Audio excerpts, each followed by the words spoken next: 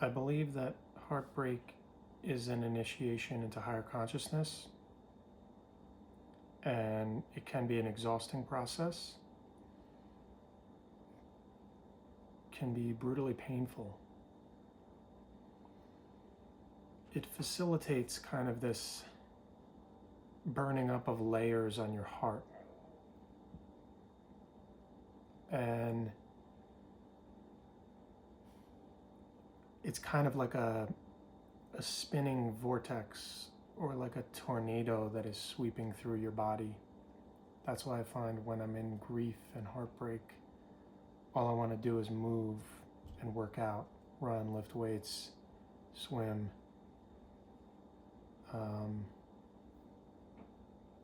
Because it moves the energy. It goes through that vortex, and it's like this fire chamber of your light body. So I think it's tough when you love a person very deeply. And I've always had this thing where I'm very codependent to a fault. So I kind of want to merge worlds with the person. And I, at a certain point, can't distinguish the person's energy, the woman's energy, from mine. And that becomes very frustrating. Because in the aftermath of relationships, you see where you were giving your energy away.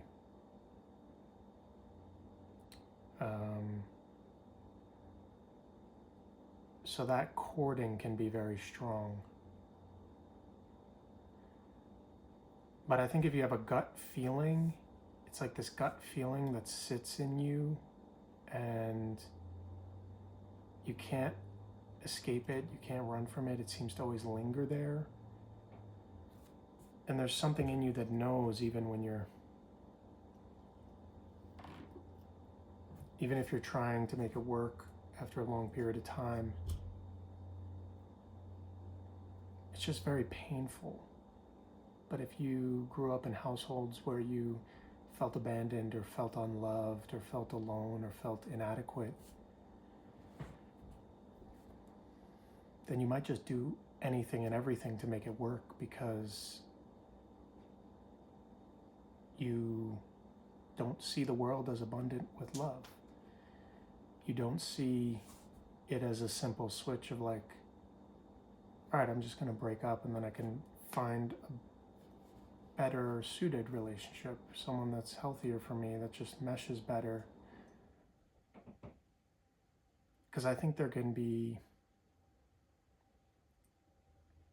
it's tough when you force yourself to fit a mold, but you know it's not working, but you love the person very, very deeply. And it's some really brutal trials you go through. It's some really like gut-wrenching, just rattling your soul, feeling like you're getting stuck in the deepest parts of your heart with a dagger, and you know, these souls that you were meant to come together with, the soul that you were meant to come together with, and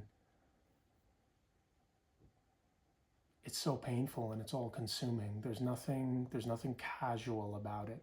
There's nothing like, I'm going to keep my head and keep my wits about me. It's like you're plunged into this void. You're free falling in a void. And I think where I've struggled is I'm a very expressive person. I have a lot to say. I have a lot to communicate in this life. And when I get close to people, which probably follows what my relationship with my family was, I often feel like they're trying to constrain me or restrict me, what I can do, what I can say. And then there's these little laws and contracts, and I feel stifled because I'm an intensely, deeply feeling person. And I like want to do the soul merge with the person, but also I'm very intensely independent. So that makes it really hard to live in this world. Like I feel like people would say that are close to me. Like I'm a very contradictory, sometimes confusing person.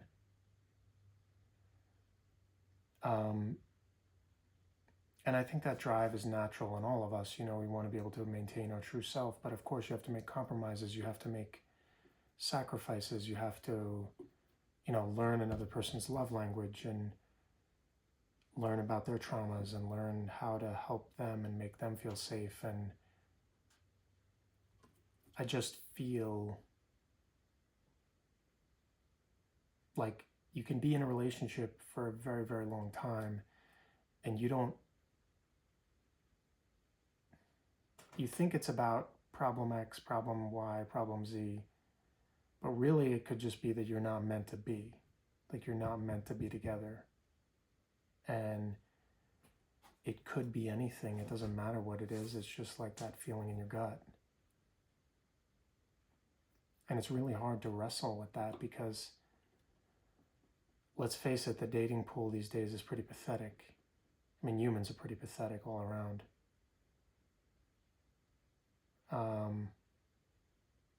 People are beaten down. They're antisocial.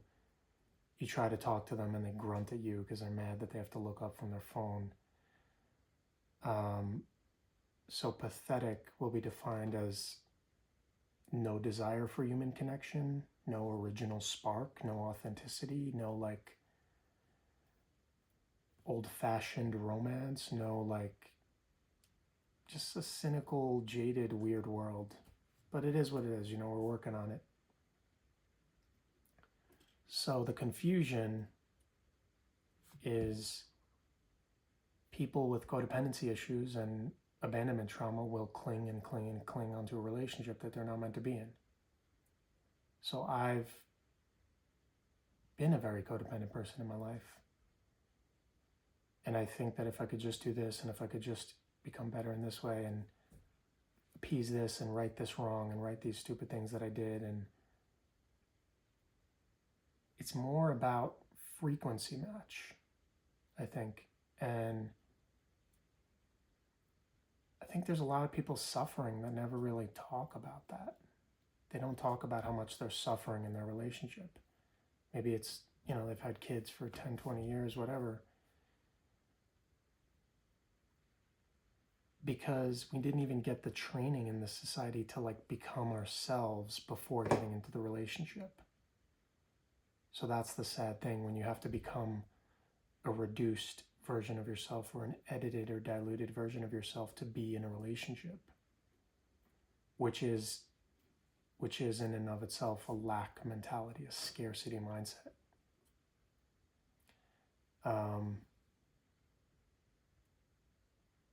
Because that pain always comes in, like when the cord gets cut with the breakup, the pain always comes rushing in because you have a rushing in like a waterfall of clarity, especially for you super sensitive souls that have a tendency to enmesh.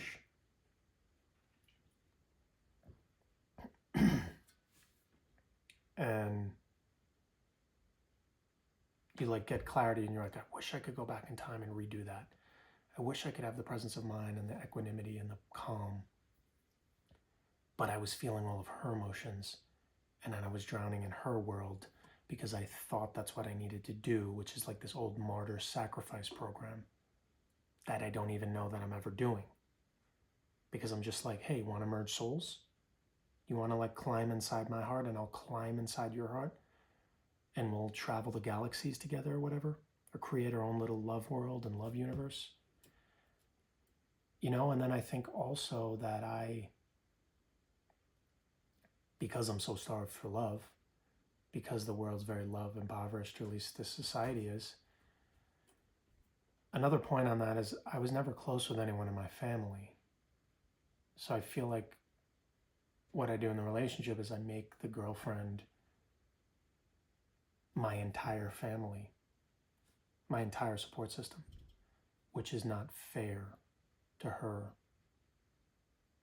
because I have a tendency to isolate.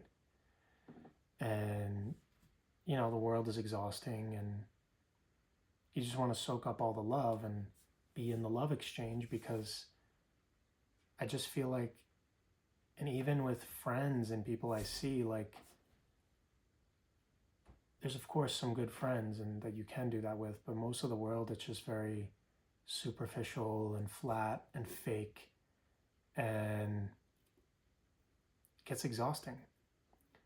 So you want to like dive into the love world, and it's so intoxicating, but you lose, for a man, I think you lose that sense of self. You can lose that drive,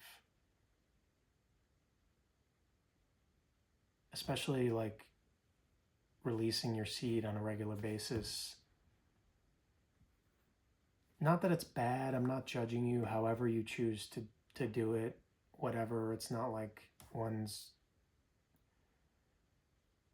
there's only one way. I used to be very hard-headed about these type of things, very black and white. But it's just about whatever you do and whatever you did and mistakes you made. We can always go back to the drawing board and be like, all right, how can I learn? How can I forgive myself? I screwed up in all these ways in the relationship. And then I could go in my mind and say, well, I was overwhelmed, and I was this, and I was that, and I was taking on her energy. And it's all excuses, really. But can I actually take accountability to be like, okay, did I recognize when it wasn't working? Did I try to do everything in my power to be there for her, to recuperate the situation, to be the best partner I can be? And in good conscience, are we both choosing to end it when we realize it's not the right thing?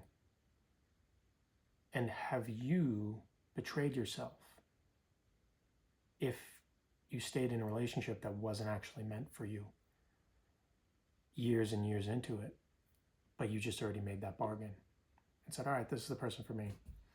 I'm, 34 or whatever, I want to have kids, and this is happening, we're just going to do it. In our parents' generation, there's nothing wrong with it. That's just the way they grew up. That was their generation. It was just, they didn't psychoanalyze things to death like we did and have all this information out there and just be, I would say this generation and, old souls in general, a lot of us came in having a lifetime where I'm going to find my purpose. I'm going to be very, very mission focused, not as much of the dilly-dallying in this lifetime. Like, I have to find who I really am, and that takes intense work, intense trials, intense initiations. So,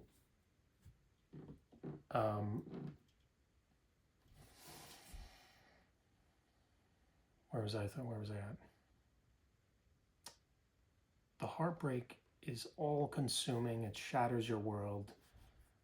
When you're just crying all day long, it hits you in waves. You just feel at the mercy. You feel at the mercy of like these waves of pain that are like tidal waves that are crashing on the shore. And you're just begging for relief, begging for like, I don't know if this pain's ever going to end, because I love this person more than anything in the world. What in the world will take this pain from me? It's so agonizing. I can't escape. I can't sleep. I'm fidgeting. I'm tossing and turning all night. I want to go out and go for a run at 12 midnight because I'm sick of being in the house. And I can't escape the pain in my heart. But really, you have to think of every time you cry as a blessing. I really think it's a gift from God. Every single time you cry tears out of your body. And I feel like I've been through some really, really rough times. Been through a lot of pain and loss and rejection and breakups and just all types of things in my life. And there's only one way through.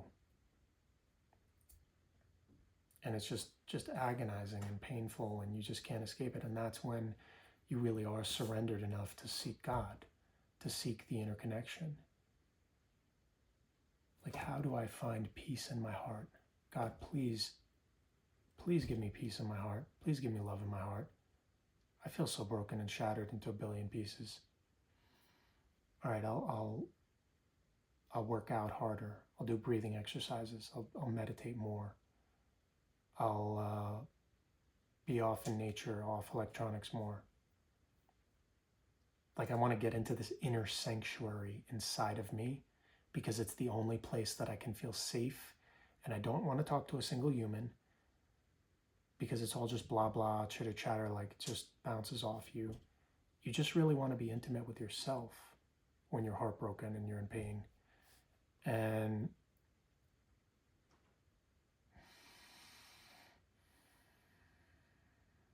it's like you go through this intense gauntlet of, so you're just crying and wailing and you're hysterical for hours, and then maybe you get a 10-15 minute break. We're like, man, if nothing else, I'm just tired. I'm like, my heart is tired, my body is tired, I'm emotionally exhausted from crying.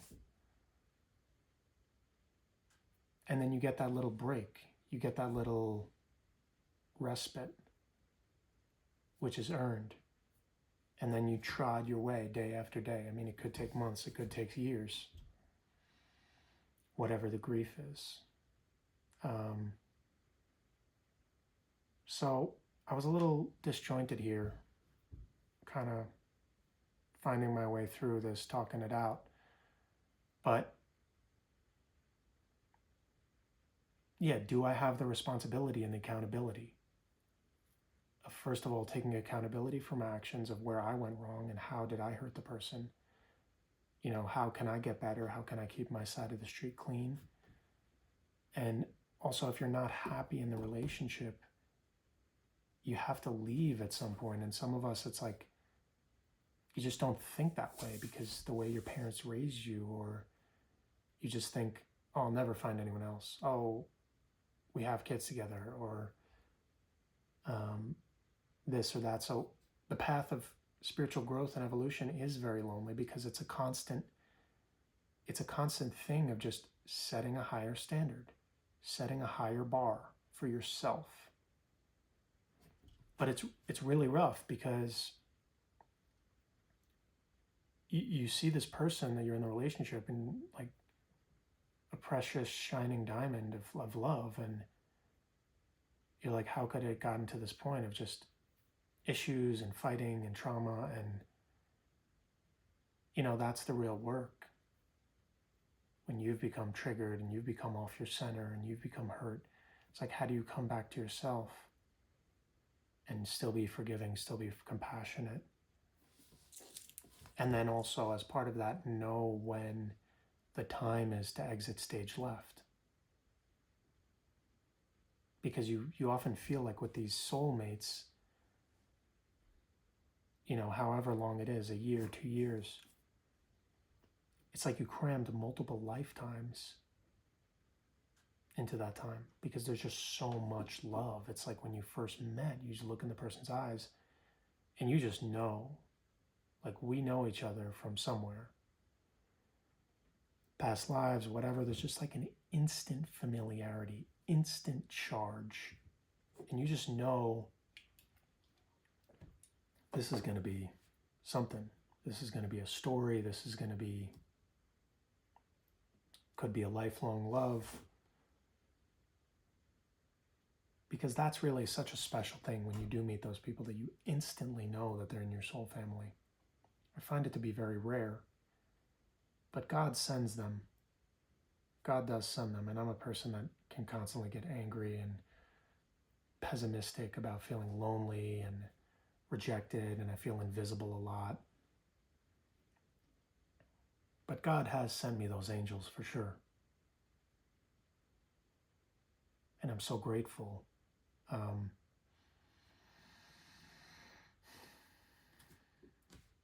But talking of all this misery and pain and heartbreak, there's really one thing that it does, and it centers you back into your heart. That vortex, that sort of swirling waterfall of this divine energy that's coming to destroy you, you're going to kick and scream and resist. But sooner or later, when you love a person and they're gone, you're going to cry and scream and just feel this gut-wrenching, agonizing pain.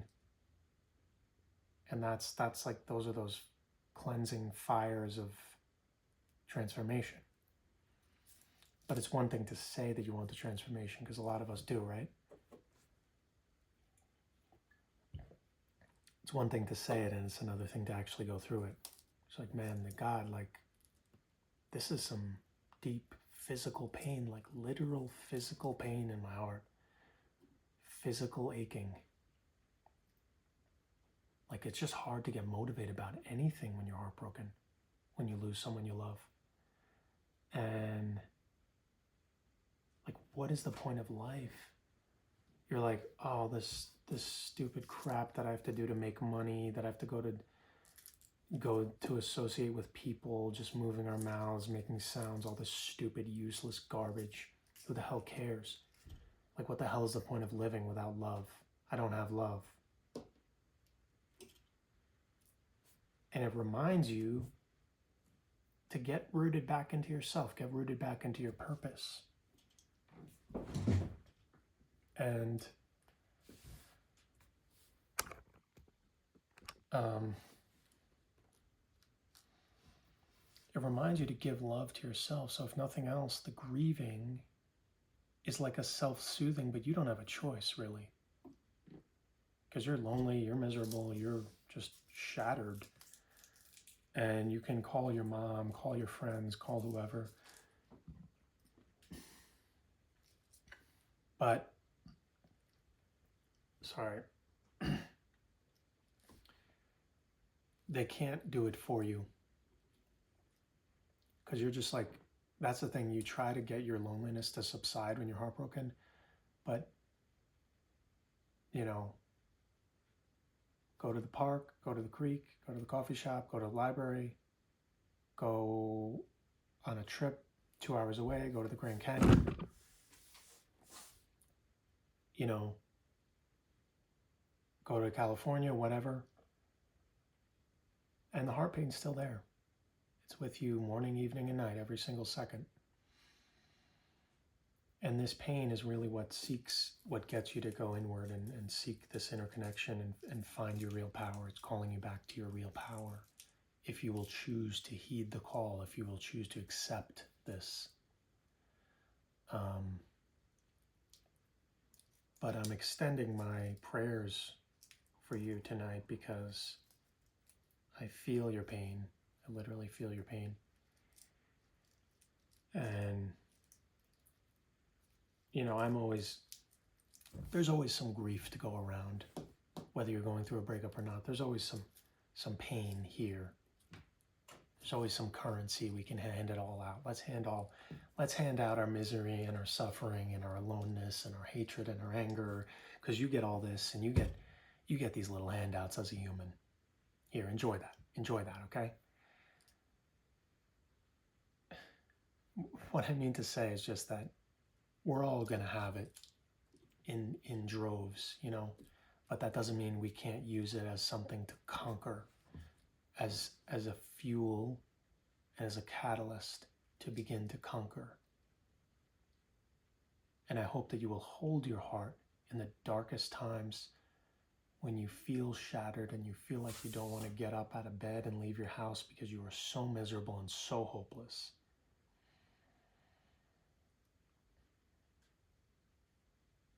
I pray that you will remember who you are. Just breathe deeply, breathe softly, and just feel your heart. Just take care and attention to you, and have love and compassion and respect and forgiveness for yourself for going through these trials, for having the courage to be in a relationship, to be in the human game, to love, to risk rejection, to be hurt, to mess up, to hurt another. it takes a lot of courage to get in this ring and to choose to learn this way. It's messy, it's ugly. So be easy with yourself, and I hope that you will find sanctuary when you're alone and you're, reaching for your phone, or you want to call people and you want to help and you want to talk, and you think those people are going to help you. But deep down, they can only tell you so much. They can be a supplement. But the real work is when you're sitting with yourself, and I hope that you can find that peace and that calm in your heart, even if it's just for 10 seconds in a day. And then the next day it'll be 20 seconds. The next day it'll be a minute. I hope that you will have the courage to hold yourself through the waves, those tidal waves of pain crashing on top of you, because it takes so much courage to grieve things with an open heart, to fully feel the pain of who you are, feel the anger, all of it. I feel abandoned. I feel like no one cares about me. I feel invisible. You're giving it to yourself. You're going to give yourself all the love that maybe no one else around you ever could. And eventually forgive yourself. Eventually stop the mental torture of, I could have done this to save the relationship. I could have done that. I could have been better. I'm such a horrible person. And now I can't talk to the person. I can't fix it. How am I ever going to live without this person? I'm going to be so miserable. Just take it day by day and tend to your heart. Be easy with yourself.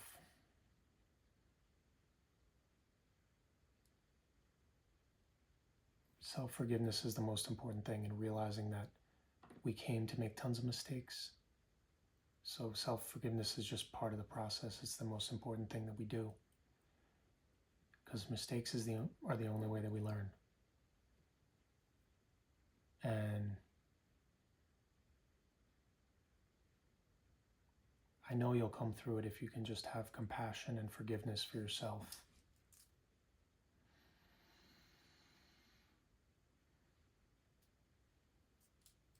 And see that other person, although you may only you feel like that's the only thing in the world that could satisfy you or soothe you, to talk to that person. You feel so heartbroken without them. Just take it as a playground and learning experience to see, now I have this unique opportunity to dive into and see what I was missing and get back to self and re-strengthen, rebuild, reconstruct. See the mess ups and fix them. And say, all right, I'm going to recognize the sanctity of human life. I'm going to recognize that, I didn't appreciate her the way I should have. I wasn't as present as I should have been. I got triggered and I acted up here or there. Or maybe the other person hurt you and you're struggling to forgive. And you're hating them and you're feeling so heartbroken and so miserable.